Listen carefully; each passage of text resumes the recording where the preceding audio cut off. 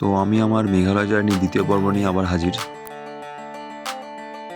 Next দিনটা আমরা শিলংয়ে স্টে করে যাই। তো তারপর আমরা বেরিয়ে যাই শিলং থেকে ওয়াকেন ভিলেজের উদ্দেশ্যে, যেটা ডিস্টেন্স ছিল রাউন্ড অ্যাবাউট ৪৬ থেকে ৪৭ কিলোমিটার, যেটা যেতে আমাদের ২ ঘন্টা মতো সময় লেগে যায়।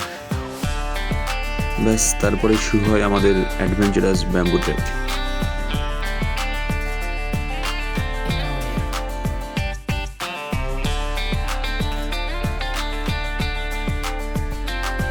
এখানকার লোকালরা এই ট্রেককে মৌরিংখং ট্রেকও বলে থাকেন।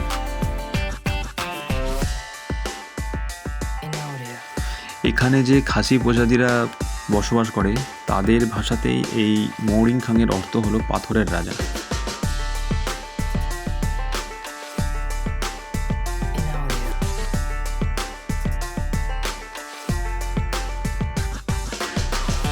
এই মৌরিংখং ট্রেক মানে ব্যাম্বু ট্রেক, এই ট্রেকের ডিস্টেন্স ৩ থেকে ৪ কিলোমিটার। ৪ কিলোমিটার ধরাটাই বেটার, আর সময় লাগে মিনিমাম ৫ ঘন্টা।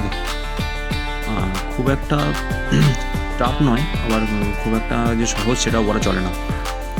এই ওয়াকেন ভিলেজের গ্রামবাসীরা সবাই মিলে এই মৌরিংখং ট্রেকের যে রুটটা তৈরি করেন, ২০১৬ সালে এটা উদ্বোধন হয়। তার আগে এখানে কোনো সেইভাবে ট্রেক হতো না।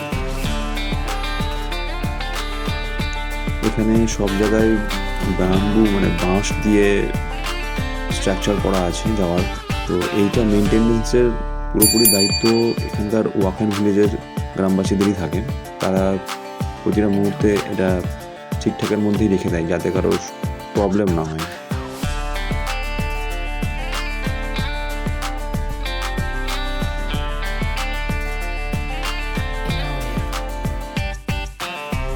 এই ট্রেক রুটটা ন্যাচারালি বর্ষাকালে একটু বেশি ভয়াবহ হয়ে ওঠে, কারণ বর্ষাকালে জলেতে স্লিপারিটা বেশি থাকে।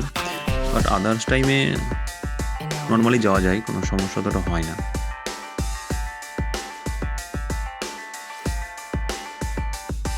হ্যাঁ, তবে একটা কথা বলা যায় যে যারা একটু হাইট থেকে প্রবলেম, যারা ওপরে হাইট থেকে নিচের দিকে তাকালে ভয় লাগে, তাদের হয়তো এই ট্রেকটা একটু ভয় লাগতে পারে। আমি যখন প্রথম এই ট্রেক সম্বন্ধে জানতে পারি বা যেটা আমি রিসার্চ করে আমি এটা করবো ভাবি, তো আমি ভেবেছিলাম যে আমারও হয়তো খুব ভয় লাগবে।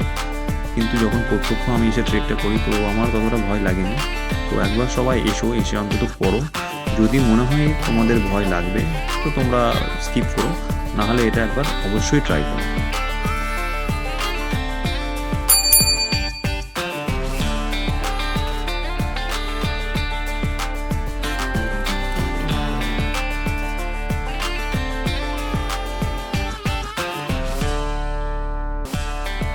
এই ট্রেকের এটাই লাস্ট পয়েন্ট। এটাই সেই মৌরিংখংয়ের ট্রেকের বিশালাকৃতি যে পাথর, সেটাই। সবাইকে এই পর্যন্তই আসতে হবে, এখান থেকে আবার ব্যাক করে যেতে হয় সবাইকে। এখান থেকে চারিদিকের সৌন্দর্যটা সত্যি মানে অতুলনীয় ছিল, যেটা এখানে আসার পরে সবাই বুঝতে পারবে। কারণ এটা তো আর বলে বোঝানো যায় না, কিংবা ক্যামেরাতে আর কতটা দেখানো যায়।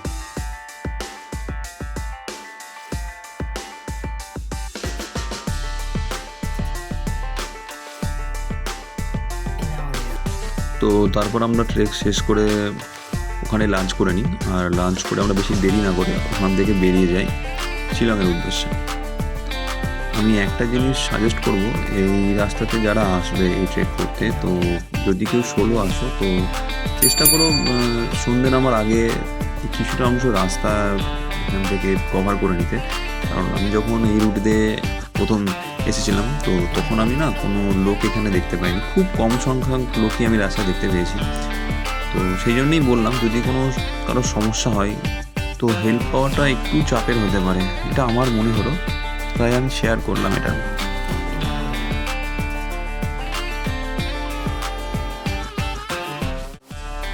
হোটেলে পৌঁছানোর পর আমাদের সেদিন আর কোথাও বেরোনো হয়নি, অনেক কিছু প্যাকিং করার বাকি ছিল সেগুলো করে নিই। আর পরের দিন আমরা চেরাপুঞ্জির উদ্দেশ্যে বেরিয়ে যাই। চেরাপুঞ্জিতেও আমাদের অনেকগুলো পয়েন্ট ছিল যেগুলো আমরা ভিজিট করেছিলাম, সেগুলো নিয়ে আমি এই পর্বে আর কিছু আলোচনা করলাম না, তাহলে অনেকটা লেন্দি হয়ে যাবে ভিডিওটা। তো সেগুলো নিয়ে আমি পরের পর্বে আবার আসবো। এই পর্বে এইটুকুই থাক।